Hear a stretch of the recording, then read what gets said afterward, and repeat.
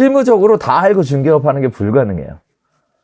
정말 알아야 될 게 너무 많아서. 그래서 해야 된다라고 얘기하면 저는 이런 추천을 드리고 싶어요.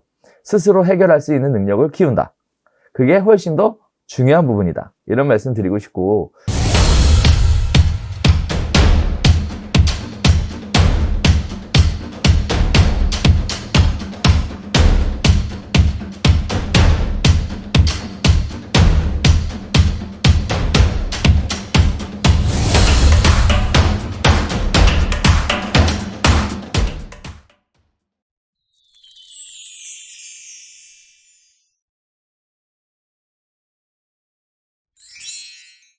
상가 및 공장 매매 시에 부가가치세 개념과 해결 방법을 물어보신 분이 있습니다.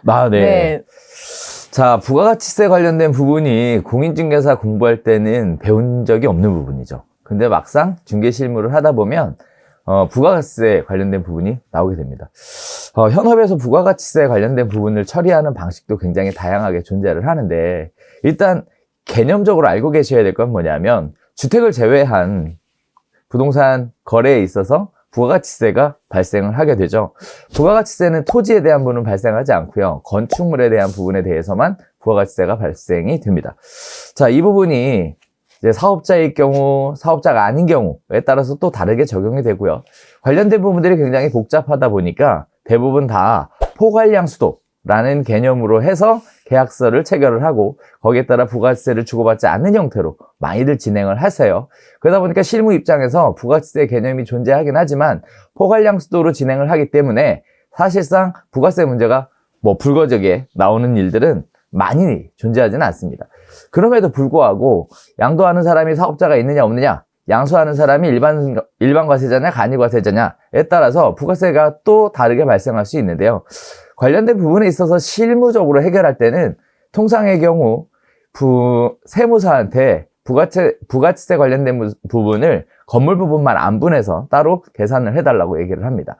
그런 부분들로 인해서 부가치세에 대한 계산을 하고 거기에 따라서 거래하는 형태로 이렇게 이루어지는 부분들이 대부분이라서, 사실 부가세 관련된 부분은 실무적으로는 우리가 직접 하나씩 계산해서 하나씩 확인한다는 개념보다 포괄량수도를 이용하거나 또는 세무사를 통한 질문으로, 세무사를 통해서 문의해서 관련된 부분의 답변으로 해결하거나 하는 부분들이 대부분 발생되는 내용이다, 이렇게 말씀드릴 수 있을 것 같아요.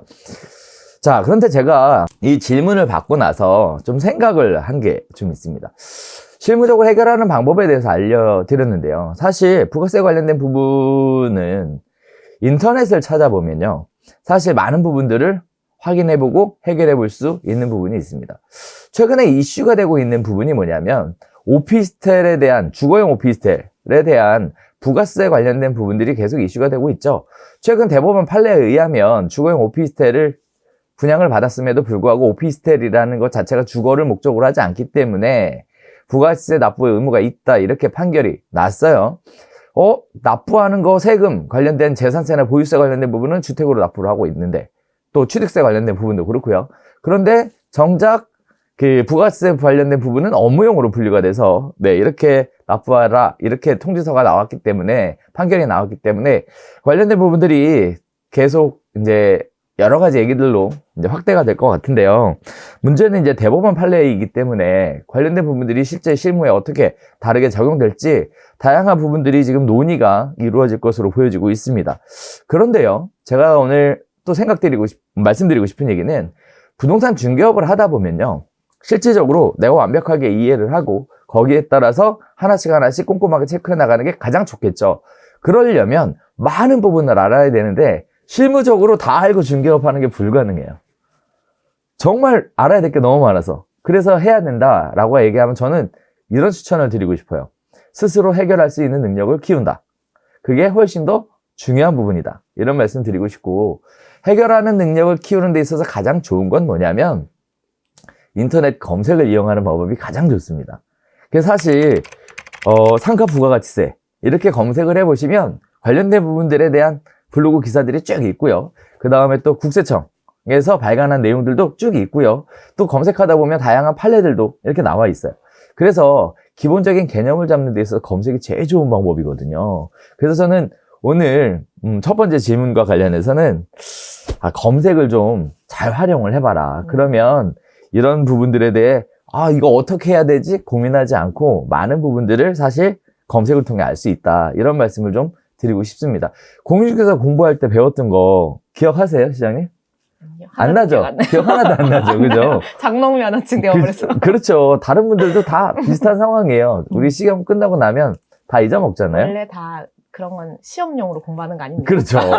그러다 보니까 실무감에 이게 매칭이 안 되거든요. 따라서 실무적으로 문제 해결하는 능력은 이렇게 검색이라는 방법이라든지 다양한 방법들이 있어요. 그래서 그런 부분들을 해결해 나가시는 것이 더 중요하다. 이런 말씀을 드리고 싶습니다. 네, 감사합니다. 그래서 어쨌든 이 부분에 대해서는 워낙 그때그때마다 사안에 따라 디테일한 부분이 다르니 일단은 먼저 검색을 통해서 확인해보고 저 중간에 추가 질문. 그럼요. 네. 근데 검색을 해보면 네. 정보가 너무 다양하게 많잖아, 인터넷에. 그렇죠. 여기에 제대로 된 정보도 있고 제대로 되지 않은 정보도 있는데 이런 네네. 거를 선별할 수 있는 능력도 있어야 될 것 같은데 그런 걸 어떻게 확인할 수 있을까요? 물론이죠. 일단 저는 개인적으로 저도 검색을 많이 활용을 해요. 그래서 검색을 할 때 일단 첫 번째는 뭐냐면 게시글이 올라간 시점 순서대로 봅니다. 너무 오래된 게시글은 사실 다 바뀌었잖아요. 맞아요. 그러다 보니까 법 개정이 충분히 반영이 되지 않는 부분들이 있어요. 언제 어떻게 법이 계속 바뀌게 될지 모르기 때문에 관련된 부분들을 일단 게시글이 나중에 작성된 순서 형태로 먼저 찾아보게 되고요. 그 다음에 또 하나는 글을 작성하시거나 정보를 제공하시는 분들을 쭉 보면 보입니다. 이 사람의 글을 믿어도 되겠다. 또는 믿으면 안 되겠다. 정성스럽게 제대로 확인해서 쓴 거다. 아니면 대충 쓴 거다. 이게 보입니다. 안 해보신 분들이 질문을 그렇게 하시더라고요. 네. 안 해본 거, 네. 네. 네.